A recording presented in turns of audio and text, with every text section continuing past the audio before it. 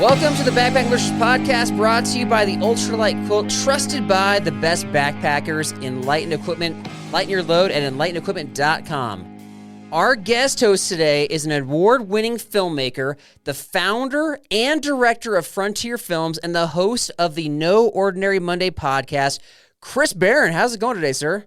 It's awesome, Carl. Thank you so much for having me on the show. Yeah, I feel like, to be honest, that intro is just like kind of weak sauce compared to the intros on your podcast. I feel like I got to have some sort of deep voice, like I was in Indonesia and this random American guy called me up to be a guest host on the podcast. Like yours are way better. My wife is like, you're so serious and dramatic on like the cinematic intros, and I'm like, yeah, I've got to like hook the people in, man. You know, it's like what we do in documentaries.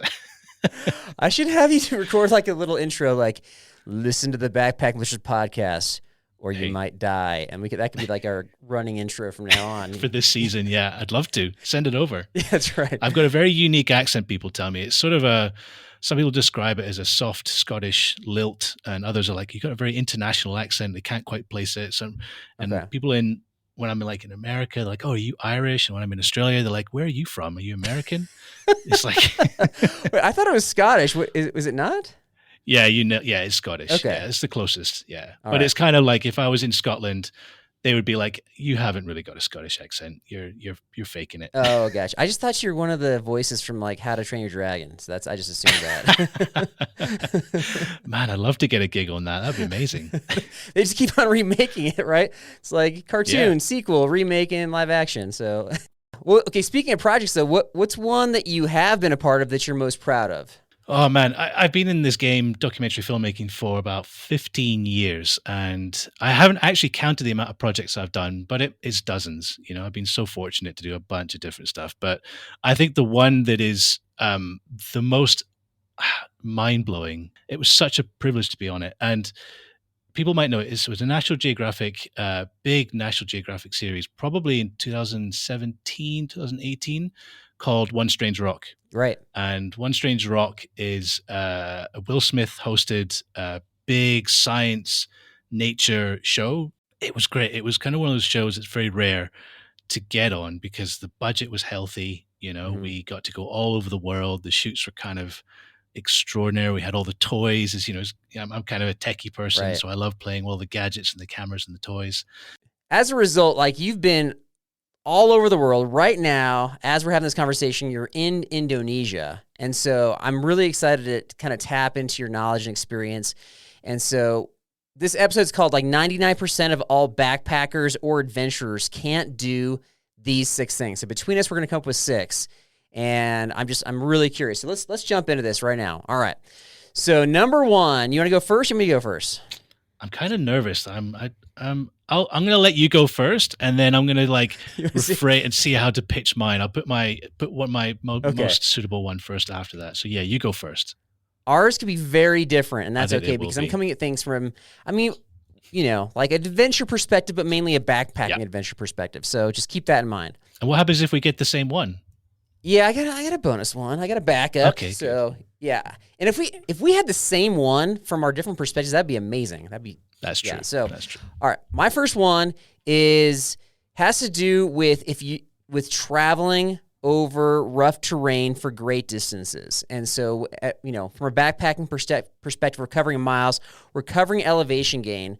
I think 99% of all backpackers can't lead a trip and have everybody make it from point A to point B without some sort of drama in between. I just think it's very difficult. What do you think about that one? I mean, that's part of the fun, right? You know, it's the pain. The pain is part of the journey. You know, I mean, it's 100%. If you're a trip leader, I mean, you're inherently in an unpredictable environment. You know, it's not like you're going to be able to exactly plan. It's going to take 3 hours and 17 minutes and 14 seconds to get from point A to point B. It's going to, if only, right? If only, yeah. And some people are going to lag behind, and someone's going to have some sort of like, they've forgotten something back at, previous camp, or like, they've got blisters in their shoe, have to rest for a while, right. Or like, that sort of thing. The thing that I've been very fortunate with, I think, is when I do my adventures, where on film shoots and stuff, You're with people that are being sort of paid to be there. All right, that was my first one. What's your first one? My 99% is multiple backup plans. You don't just have a plan A, B, or C. You've got to have, honestly, almost like an A to Z of things you need to do. Like Really? maybe not that much, but you've got to, I mean, when we do these shoots, there are, you've got to do a risk assessment, and you've got to know that if your backup, your plans A through, C or D are not going to work, you can't just go, oh, well, I guess we'll just be stranded then, or I guess we'll just, Give give up. up and that we die. You've got to have, all of those contingency plans laid out, and we do. So your backup plans are not your backups for like, well, if we can't get this shot, we're going to do this. This is more just like for safety. If this happens, if this crisis happens, then we have to have backup plans for the crisis, you're saying? Well, it's kind of both, to be honest, because the thing that if we get sent to these places, there's a huge financial cost involved, and we can't Right. just go, hey, sorry, something happened, we didn't get anything. That is not an answer that's going to fly when you get back to the office. Yeah, like we'll try again later. Yeah, maybe we'll get it next time. And you're like, no, that's it's not built into the budget. And so, like, safety of the crew is paramount. That's the one thing that, again, that's why the most important things are your multiple backup plans that you've got laid out, and okay, great, those didn't work. We're going to go with this one, and it's already planned, it's already laid in. But you're right. At the same time, we're like, in this particular shoot, to give you the full story, so we were camping in a volcano in Democratic Republic of Congo for a week. So this is a perpetual lava lake inside a volcano, and we were sort of inside the crater, camping on one of the levels. It's a relatively safe shoot in that the lava lake is just bubbling away. It's not like an erupting volcano, which a lot of people would expect. And the dangers are, obviously volcanic gases, landslides, lava, and a part of the shoot was, our contributor that we were filming was supposed to go down onto the lower level and put a heat-proof suit on, go up to the lava lake and collect a fresh sample of lava to measure, the various parts that you need to measure for the scientific experiment. So that was all planned. We knew what we were going to do, and we had, various levels of safety built in. We had a safety team with us. We had a trauma medic with us. We tried to, and we had, because we're in the Democratic Republic of Congo, like, it's pretty remote, and we had a UN helicopter standing on standby. Wow! But that wasn't reliable, because they said, look, it's a volcano. If the winds are in the wrong direction and we can't get in, they might be able to fly around the volcano, but actually getting into it and getting us out wasn't guaranteed, So we had to come up with a backup plan of, okay, so if the helicopter can't land and we have a casualty, what are you going to do? Right. And so we had already previously, our rope safety team had built, A-frames and Larkin frames that would allow for, people to be evacuated on a stretcher if needs be. And we had a big enough crew that would be able to get someone out and all this kind of stuff. But interestingly enough, all of those things didn't happen. Something completely unexpected happened. And that's why you've got to have multiple backup plans and pivot quickly, because you could plan for everything, but it's the thing that you didn't plan for is the thing that happened. So what happened was we were at this lava lake, and it's supposed to be nicely bubbling away. But the second night that we were there of a week-long shoot, we noticed at nighttime on the side of the crater at the bottom level, there was an orange glow, ominously sort of like getting bigger and bigger, which we monitored over the next sort of 24, 40 hours. And essentially the glow got bigger and bigger and then started exploding. So what happened was a volcanic vent had started erupting from one side of the volcano. And if you think about the volcano as looking down on it like a clock, we were sort of camping at the 6 o'clock point of the thingy. And then the vent was at kind of like 2 o'clock or maybe 3 o'clock. So it wasn't that far. And lava bombs were landing within about like 200 feet of our camp. And these lava bombs are like... Lava bombs? That doesn't sound good. They're like the size, literally fresh lava, the size of a basketball. So, yeah, not fun. And we were waking up in the morning going, that was a pretty close one. Okay. It gets into that thing you were saying earlier that, the helicopter can't get in because of the weather patterns. We're going to have to cut the shoot short by one day because the volcanologist we had with us was like, this is a highly unusual situation. We need to get out of here ASAP. And so we had to rejig the entire shooting plan. Me and the director, I was the producer at the time, sat down and go, great, what do we need? What do we not need? And spent like a good hour rejigging the entire schedule. and just prioritize the main stuff. Lava bombs. Okay, so a couple questions about this. So first of all, I mean, there's so much counting on you getting the good footage and the good shots and things like that. And you're not obviously expecting things like lava bombs. Are there scenarios where your camera person, like, you're like, oh, did you get that? Like, that came really close. You see the splat or whatever. And then you leave and you're like wanting to review the footage. And they're like, oh, I guess I didn't hit record. Or like, I thought I got it, but I didn't. Does that stuff happen? That sometimes happens, people, especially with digital cameras these days, like people on off, people have forgot to push the button or half push the button or the camera's running, and it happens. Right. But usually on the killer shots, everyone's super focused. The worst thing that happens, and this has happened to me on one occasion, is that, every day we get back to the hotel or whatever, if it's, the end, or if we're in a volcano, we gather everything up and then go back to the hotel afterwards. But on other shoots, it's just a daily thing. So we get back to the hotel, take all the memory cards and then back them up to 2 separate drives and all this kind of stuff. Right. If you're tired and you haven't eaten enough and you're not thinking 100%, I've had the situation where someone has backed, let's say you have 5 cards, 5 memory cards worth of data. They back up card number 3 twice, and then forget that they haven't backed up card number 4. And the next day you got, great, everything's backed up. And then you wipe all the cards again to go forward because you have to keep reusing your memory cards. And then you kind of get to the end and you're like, wait, why is what's labeled as card 4 is actually the same as card 3? And then you've just lost everything that you shot on card 4. That, my friend, is a very sickening feeling, because there could be interviews, there could be, someone could be emotional. You cannot replicate that stuff. Yeah. And that's heartbreaking. Yeah. And I've had that happen on a very, like, not as important level. So that's why I was like, if I have that happen, I'm sure that the pros have had some horror stories with that. Yeah. But it's rare. It's rare, but it happens. Yeah.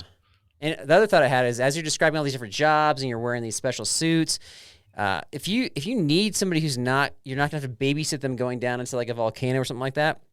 I'll tell you what my strength is if you're in a shoot and you're like, hey, there's like a lion over there. We need somebody just like to go get a hold of that thing. Like, that's my job right here. I have an unhealthy lack of fear of the wild animals. So just throw my unofficial resume at you right now. How about that? Alrighty, gotcha. All right, number 2. All right, hard one to follow up, but you kind of alluded to it, and that's, so when you're going on an adventure, like, it's just gonna be, you're gonna have tough days on the trail, and for me, that's part of the fun. I love the tough days, whether it's a lot of just climbing over mountains or all the adventure attributes that you're describing, but that all comes with, it's gonna have some sort of pain and suffering. It could be minor. It could be blisters. It could be you're going to be extremely, muscle sore the next day. It could be just extreme fatigue, like so much so that you're going to have a hard time falling asleep at night. But there's definitely some negative side effects. And to be honest, like, I love all that stuff. There's very few adventurers, very few backpackers out there that are traipsing through the woods, traipsing through the mountains, and don't have some sort of pain and suffering going along with it. So when you're watching all these adventure documentaries and you see these like epic shots, they're suffering too, folks. So 99% of all backpackers and adventurers are going to be having some sort of sufferfest if you're having a big day out on the trail. Absolutely. I mean, and if you don't, you're not trying hard enough, right? That's what I think. It's the whole thing. Yeah. I mean, that's the thing with it could be sport, it's like you haven't pushed yourself to the point of like failure. Right. What are you doing? You're trying to push yourself and go past what you could do before. That's kind of like part of the human condition, trying to see what you're capable of. And that comes with that it's almost, I guess, some people feel it as a euphoric feeling, that at the end of the day where you feel exhausted and pain and you're like, this is a good kind of pain. This is me telling my body or my body telling me, it's like, okay, we did it. We had a good day today. Right. It's a good feeling, even though it can be painful. Right. But I think that when people see the Instagram posts or the YouTube videos and they're just like, look at me in this amazing place, like, that same person has a rash on their butt. Like, you just don't see that. And they're not explaining that. They're glorifying everything they're doing. And I like all that they're doing. I like all this stuff. I just, you just gotta be real. And so I'm in that 99%. That's all I'm trying to say. Yeah, I think so. I mean, maybe not back, but when you see like ultra marathon runners and they get to the point and then their calf muscles are just like literally spasming and they're in absolute agony. Right. That's, for me, that's too much. I'm like, that is That's torturing your body That's too much. to the point of failure. That's the line. That's where I draw the line. If you cannot literally, and I'm not a long distance person. I love hiking and stuff, but like if you asked me to do a marathon, Yeah. I probably wouldn't survive. I'm not going to ask you. Appreciate it. And just so you know, my calves do that little cramping, like the quivering thing, just like when I go to bed at night. So like I'm not even running at that point. They just yeah. I think it's that's age, man. That's us getting That's old. actually relates to one of my other ones, my honorable mention one for the list. I'll get to that in a little bit. But all right, number 2, what you got? Might kind of slightly relate to that, but I guess. Whoa. Okay. But more extreme, in some respects, because some of the stuff that we do, we are off grid and we are away from help, and we could have a situation where you have an extreme injury, and I don't know whether everyone, I don't know what level like your listeners are going adventuring and backpacking stuff, but if you are out in the sticks and someone breaks a femur, or someone, if you're in certain parts of the world, you may step on a landmine, literally. Maybe not in America. Wait, have you been in landmine zones? Yeah. Really? Yeah, I've been to some landmine zones, and you've got places like Bosnia. Bosnia, in the 1990s was a huge war, and they've got beautiful, beautiful forests and hiking trails and all this kind of stuff. But you got to be careful. If you stick to the trail, great. But if you want to do some wild off trail stuff, there's a good chance you could step on a landmine. Like go to the bathroom. You want to go to the bathroom off trail, exactly. Right? So that's a very extreme example, obviously. But for a lot of people. Wait a second, just out of curiosity. So let's say, okay, you're saying if you stick to the trail, you're gonna be fine. But I need a private mall. I gotta go number 2, and if I want to kind of duck behind some trees or whatever, but I'm in a landmine zone, would having trekking poles do anything? I don't think so. I mean, what do you mean? Like, I mean, it'll minimize your like imprint. I'm going to use them like I'm a blind person. I'm going to like poke the ground ahead of me, and if I hear any sort of clicks, I'm taking off. I don't know. I'm not a landmine expert. I'm just guessing. I mean, the big sort of myth about landmines is that you can like step on it and it'll click, and if you move your foot, then if you keep your foot on it, it's fine. That's not the case. As long as I think the average is for some of the typical mines is about 1.5 kilos of pressure. So if you have your hiking pole and you happen to just poke in the wrong place and apply more than 1.5 kilos of pressure, that landmine is going to go off, and you're probably going to be severely injured. So you can't. So I guess in my mind, I'm thinking if I get the click, then I'm going to do like the Indiana Jones thing where like you swap out your trekking pole with a rock to have equal pressure, and okay, that's not going to happen. Yeah, I mean, by the time the millisecond of the hearing the click, the explosives have already gone off. You're toast. Okay. So, but obviously that's a really extreme example. But like when you're off grid places, you've got to be prepared to potentially deal with a traumatic injury. And so like when I doing some of these shoots, I go on hostile environment training courses and extreme trauma sort of first aid kind of stuff, for like, the landmine stuff we were doing, putting on tourniquets and stuff at different parts of our body, learning how to do it on, our colleagues, that kind of stuff. So I guess how many people out there are truly trained to deal with if someone falls down a cliff, which is highly possible in some of these places people go hiking, and their femur is like sticking out of their leg kind of thing. How many people are actually trained or have the training to deal with that injury appropriately? The training we have as backpackers is you pull out your Garmin InReach and press the red button, and a helicopter comes in 2 hours. But I don't know if that happens in landmine zones, so I don't know if that's realistic. Nah, sometimes not. But it's a good one. That's what I was thinking. 99% of people may not have that level of training. They may have basic first aid. Yeah, but not wilderness first aid. No, that's a really good one. Yeah. I thought yours was going to be 99% don't know how to hike in landmine zones, and that would have been a good one too. Yeah, because I don't. That's one thing I've learned recently. Is spending that time on that project is to have a little bit of landmine awareness. And the number one rule is some landmine awareness, folks. Yeah. My gosh, that's my tip. That. Number one tip. Okay, safety tip out there. Yeah. Yeah, I'm still thinking through that. I guess I'm really interested in the landmines, obviously. So when you say be careful, though, so if you're staying on the trail, like obviously you're inherently careful. But if you do, for whatever reason, need to deviate, like how do you be careful? What do you have to do? You have to have the right equipment. If you really want to go off trail, the only thing you can do is have a metal detector and Okay. the right equipment, and go Oh, on your hands and knees. And that's what minesweepers do, or mine clearance teams do. If you're going off the safety areas, they've okay. got grids and whatever. This is the safe area. As Yeah. soon as you go off the safe area, you've got to assume that every single square inch of that is got a potential mine. So you could have a mine detecting Right. dog. You could have a mine detecting rat that will help sniff out the Yeah, the explosives. hero rats. Yeah, the hero rats, Yeah. exactly. And they're deployed, Okay. many places all over the world, and they're amazing. We film with them, and they're super cool. The metal detector I wasn't aware of. We've actually been at like the outdoor retailer show, and they're pushing metal detecting as like an outdoor sport, which is cool. And they've tried to like touch base with me. I'm like, I don't see people bringing these hiking, but now maybe I do. If you're hiking in one of those areas you're talking about, Bosnia, or places like Africa, Angola. right? So I mean, there are sadly there are a number of countries out there still with significant mine contamination. Yeah. Okay. But they're not typically places that people would go.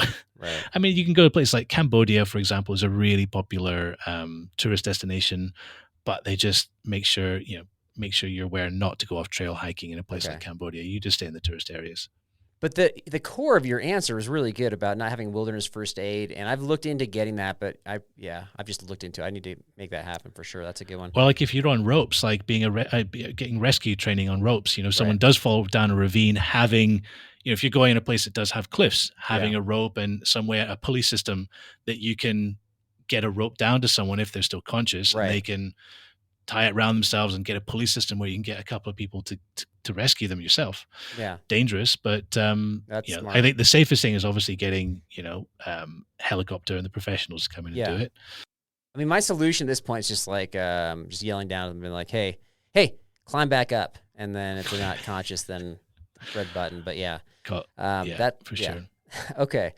Number 3, this one, I'm wondering if you have experience with this, and I don't have personal experience. I have more just like we've had guests on our show talk about this a little bit, and that is so 99% of all backpackers and adventurers cannot navigate a hostile situation in another country. Ooh, So that's a like good one. where the locals are hostile towards you. I guess we've had one. It wasn't another country. You had a hostile situation. Sort of. I guess it was sort of another country. On our way to Glacier National Park, I think it was like in a Native American reservation on the border. A couple buddies wanted to go swimming in a lake, and they got confronted by some locals, and they scooched out. They escaped, so I guess they handled that well. But we've had folk come on our show talking about like going down to Bolivia, and they were doing some like long distance trail running, and they're in a remote area, and somebody comes at them with a gun and is trying to rob them in the middle of a run. Not that they would have a lot of money on them in the middle of a run, but that's what they're looking for. We had a guest on last year who was doing some missionary work in the Afghanistan area. And so for him to access certain areas, he was negotiating by, bribing warlords with cigarettes, basically. And so he knew what they wanted. He was part of that 1%. He knew how to navigate that. But if you're traveling to these other places, especially if there's potential for hostility, I don't know that everybody would be able to handle that situation correctly. What do you think? Yeah, I mean, that's a good question. And I was speaking of Bolivia. We did a shoot for a big series called Free Ride for Discovery Channel back in a few years ago now. But essentially, the show was two guys got dropped off in Rio de Janeiro with nothing but a backpack and a passport, and their job was to make their way over 10 weeks to the top of South America, Ecuador or Colombia, I think it was.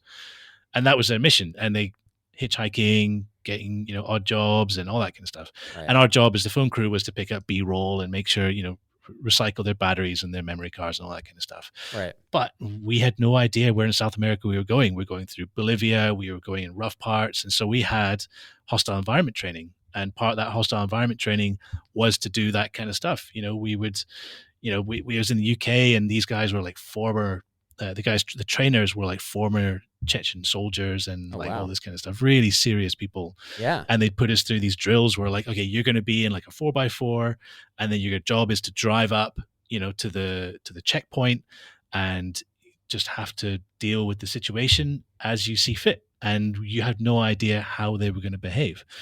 And, like one scenario was like, the guard would come up, and we had one female producer, and the guy was very interested in the female producer in this scenario, Okay. and was very persuasive in getting her out the car into her Oh, cabin. There really? was guns involved. There was at gunpoint. We were all held at gunpoint as they Oh, removed her from goodness. the car, and this is all part of a training scenario.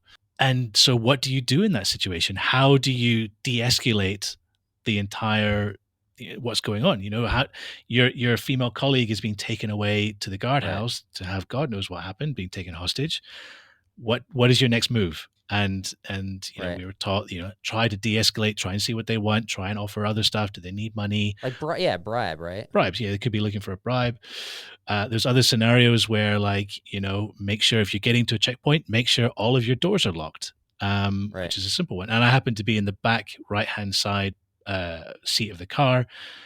They hadn't told us that tip before, but they wanted to teach us that tip. So they had the doors unlocked. And as there was conversation going on, a heated conversation with the guys at the front, my door had been sort of quietly opened, and I felt a gun being pressed against the back of my neck. And the guy basically quietly got me out of the car.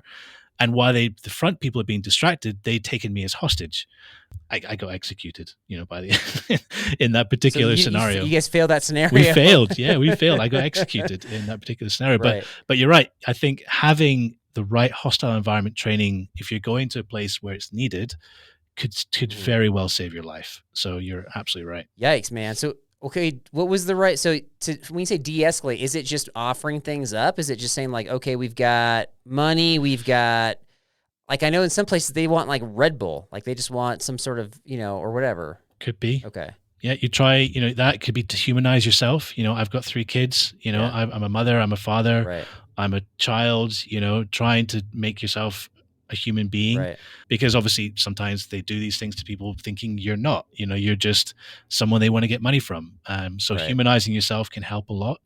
If they're drunk or high. What about like, hey, just so you know, we're all afflicted with COVID and leprosy and smallpox and super highly contagious. Yeah. You don't want to touch You don't wanna us. touch Like, is us. that a strategy? I mean, that's a unique one. I think that it'd be good to try. If we go back to that training scenario, I'd love to see how they reacted to that. I'm breathing on you. Yeah, we've all got Ebola. Right. Just like any disease that comes to mind, right? In a crisis situation. Okay. That's a good one. I'll have to remember that. Because it's like, they're like, really?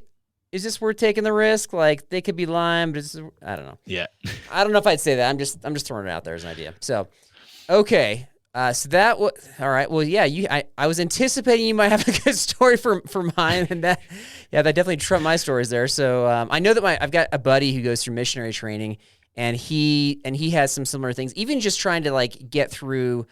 Get through a border sometimes where they're hassling over paperwork and things like that, and they're very, very intense. Like, he has to go through training for that kind of thing as well. And de-escalating is the key word for sure. 100%. Yeah. Okay, I'm not sure how you're gonna follow that one up, but you got one more. Is that correct? Yeah, I guess it's kind of an obvious one, but let's see. I don't think that 99% of backpackers and adventurers know how to pack light.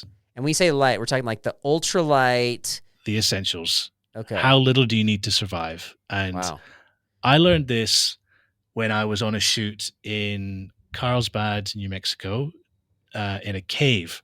Okay. So we were going into a cave for a week, living inside a cave. And we're talking like it takes us 7 hours of like vertical caving to get to the base camp at the bottom. And we were like 1,000 feet underground, more actually, I think 1,500 feet underground. I'm out on that trip, by the way. I don't want that trip. You don't want that one? Yeah, I would do it. I'm just kidding. If there's like a lion at the bottom, maybe. A what? A lion? A lion. Some sort of wild animal I could wrangle. Well, this cave, like it was. Well, it had a lot of crystals. It was a very protected cave, and we were, had great access to get in there and whatnot. But there were certain parts of it where you are squeezing, to get through. So the reason that we learned, like basically, there is a joke among cavers that they remove the labels, the tags from their t-shirts to reduce the weight. It's kind of like tongue in cheek, but they go to those lengths to make sure that they don't have to carry any extra weight that they don't need to carry. And Right. you will be surprised how little you can get away with if you're, going on a trek for a week or whatever. Overpacking could be a big problem. How much food do you need? How many calories do you need to actually eat per day? Is it just comfort stuff? Is it actually needed for energy? And so we carried in a week's worth of food, the freeze dried stuff. Yeah. And this cave was so protected that we couldn't leave any trace. And so we were living in there for a week. We did business. You eat, you carry in your food, you carry out your food, as it's been processed, after it's been processed. Right. So, okay. But yeah, we really learned, how the cave experts that we were, our guides, really taught us, like particularly t-shirts and stuff. You don't need heavy t-shirts. You can wear the ultralight sort of like Patagonia stuff or whatever. Alpha 90 fabric right there. Yeah, so super Matted light designs, folks. Yeah, shameless promo. Yeah, and it was such a good lesson because it was like I probably packed 3 times what I thought I needed at the start. But once we sort of go through the pre-planning process, once we got there, they're like, yeah, you don't need this, you don't need that. Do you actually need? And it's kind of hard as a documentary producer because you like redundancy. Yeah, but that's like if that's your first time caving, and these guys are experts and they know how to go ultralight. Yeah. You're just going to learn a lot in that first experience, right? Exactly. You're not going to know that at the gate. It was tough for us because we're used to, as filmmakers, we need redundancy. What if something breaks? What if a light breaks? We need more batteries than we need. And there was this like fight between us and not a fight, but a discussion between us and the cave experts. Like, do you really need this? Do you really need that? Do you? So it was a really interesting exercise in how to really pack ultralight and have what you need to survive. That's been a conversation on our show. Just like there's this razor thin line of packing ultralight so that you can move as efficiently as possible versus going too ultralight where now you're putting yourself in danger versus going too ultra comfort where now you can't actually make whatever goals you have in the trip. And so there's this fine balance, and it's not like there's like one tried and true process because every trip and every adventure is different. So yeah. Yep. It's a tough one to really nail that fine line. I think that's your 1%. Okay. To nail it. Yeah. And I've done, and so over the years I've honed things down. So if I'm really going ultralight, talk about the labels, I'll do the packaging. So like on that freeze-dried food, I've taken the freeze-dried food out of the package and put it into Ziploc bags, and I'll bring just one of the packages and keep reusing that one to rehydrate. And that'll shave a surprising amount of weight. So yeah, I'm with you on that one. Exactly. Okay. I got one honorable mention. I was kind of alluding to this one, and I don't know if it's 99%, but I think people, when they're out on an adventure, are not hydrating enough. And I don't just mean like drinking water. I mean like that electrolyte balance. And we talked about that kind of that pain and suffering and waking up sore on day 2, day 3, whatever. I think some of that, not all of it, of course, can be alleviated with proper hydration and muscle recovery. And I think I fail at that personally. I try to be better. I'm super mindful of like, I want to hydrate. I want to have enough fluids in my body, but I don't want to have so much that I'm getting up at 4 a.m. to go pee and have to unzip the tent. So there's just, again, fine balance. So, oh yeah, that's my last one. Okay. 100%. All right. So there you go. That's our list for 99%. And what do we miss? Did you have anything that you thought we should have mentioned? So please let us know.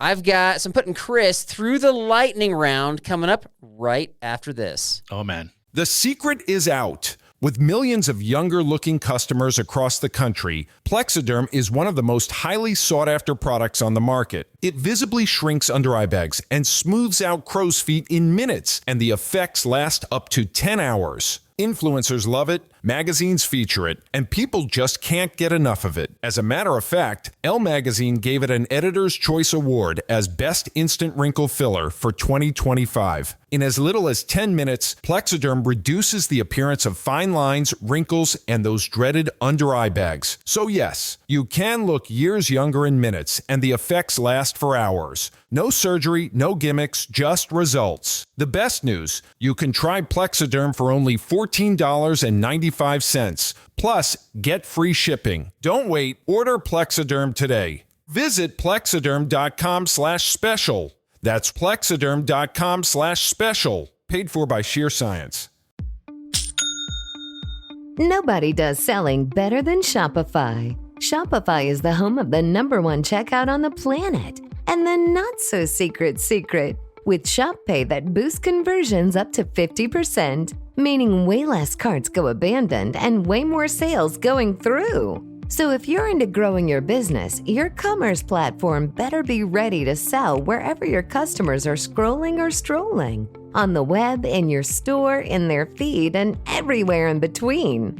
Businesses that sell more sell on Shopify. Upgrade your business and get the same checkout that Skims uses. Sign up for your $1 per month trial period for 3 months at shopify.com/Westwood1, all lowercase. Go to shopify.com/Westwood1 to upgrade your selling today. Shopify.com/Westwood1.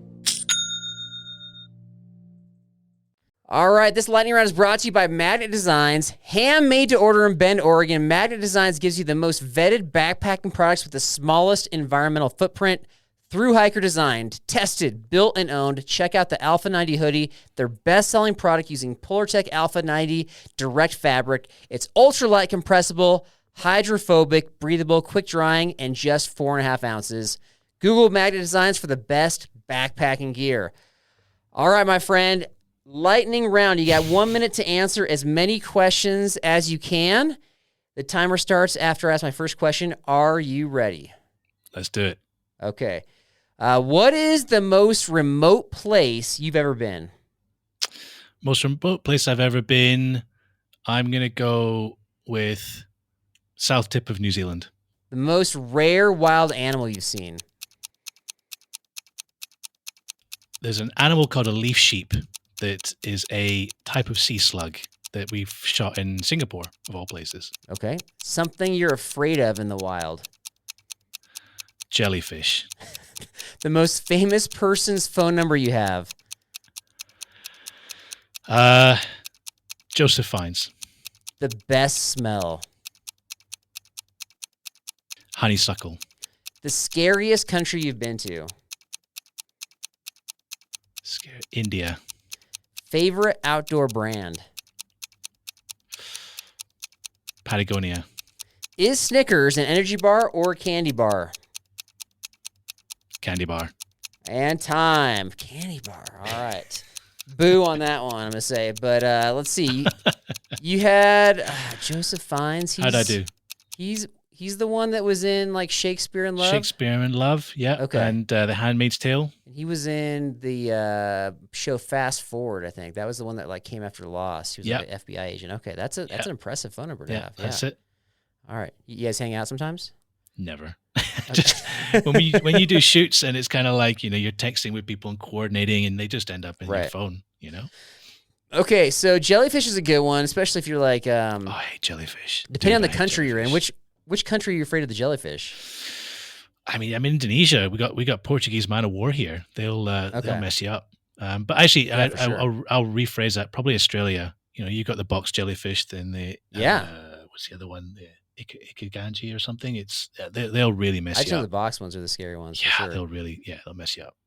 So the southern tip of New Zealand is where they have all those like fjord type places. Yeah, a lot of that stuff. A lot of islands with like really isolated biodiversity. Yeah, it's kind of really untouched by a lot of stuff. So you got rare birds and all sorts of like giant like cave crickets and stuff that are like the size of a rat. It's an insect. Wait, I haven't heard of this one. A cave cricket that's the size of a rat? It's like if you want to Google, it's called a giant weta, WETA. Okay. And I think it's like, giant weta. I don't want to run into that thing. That's disgusting. Oh yeah. I don't know if you want to Google that right now, but that'll give I'll you look nightmares. At that. Yeah, I don't want nightmares. Okay. Yeah, I love New Zealand. I didn't, and I've been down to the South Island, but I've not run into one of those things. Oh yeah. Well, appreciate you weighing in with all your experience and just thank you for everything you do for the outdoor world and all of the amazing videography and stories you've been telling. But tell us, like, for our tidbit section here, like, tell us about your podcast, anything else you got going on, anything that we can look forward to, and anything that I can link in the show descriptions that people can check out. What you got? So I've just recently, about 4 or 5 months ago, started a podcast, my first podcast, and it's been kind of like rattling around my head for years, and it kind of came from the fact that as a documentary filmmaker, we get to meet so many cool people. And as I mentioned before, we get access to people that a lot of people don't get access to. And I would go interview people, and then we'd go for like, a beer and a burger afterwards and just start chatting and getting their full story. And I'm like, you are such an interesting person. And we barely even scratched the surface in this interview I did for the TV show. So finally, after I just finished a recent project, I was like, now's the time to like try and bring these stories to the world. And, it started with my close circle of people. So we've got like adventure filmmakers on there that have like, filmed stuff like award-winning stuff on Everest. I've got like cave explorers that kind of almost died in, caves in China. So really the way the show works is, I kind of build it as a documentary almost in some ways. It's like my storytelling aspect of putting the story into 3 acts. So the first act is really getting to know the person, who they are, what they do in their job, how, behind the scenes anecdotes.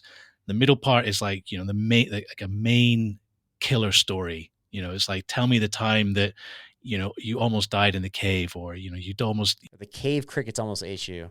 Oh yeah, the cave cricket. Yeah. I've got thinking about those.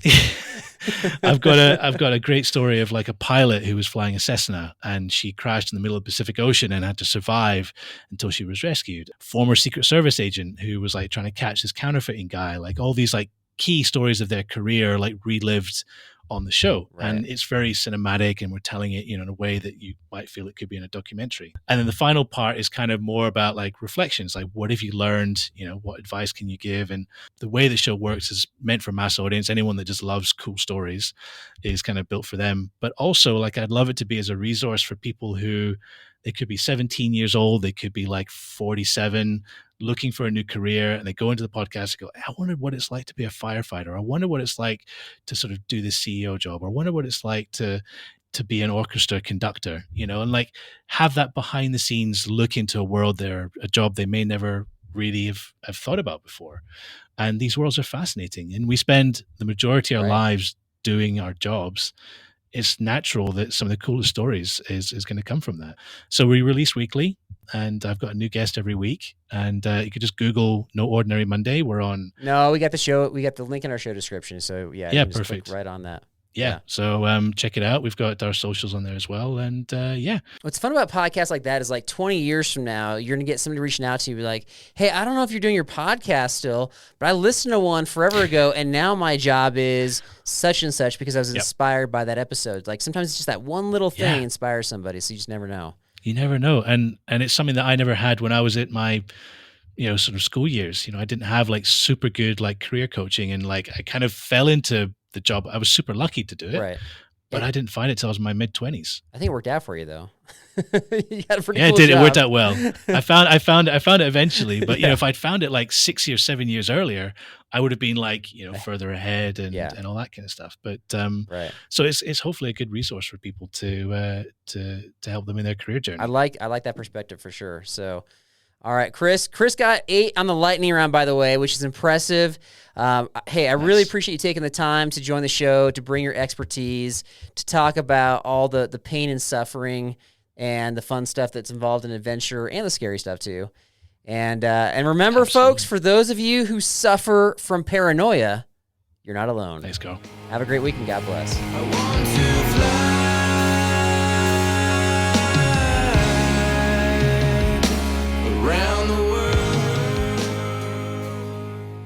Yo, B&B, it's Rock, and I am here with my son, Logan.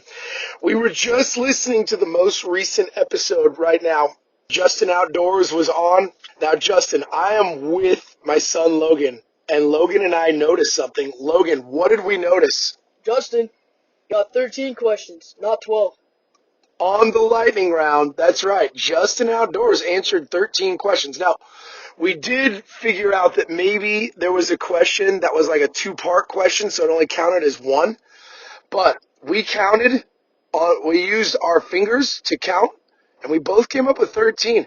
So I do believe that Justin Outdoors is the lightning round king, and that's why we want to give him a shout outdoors. Haven't given one of those in a few years.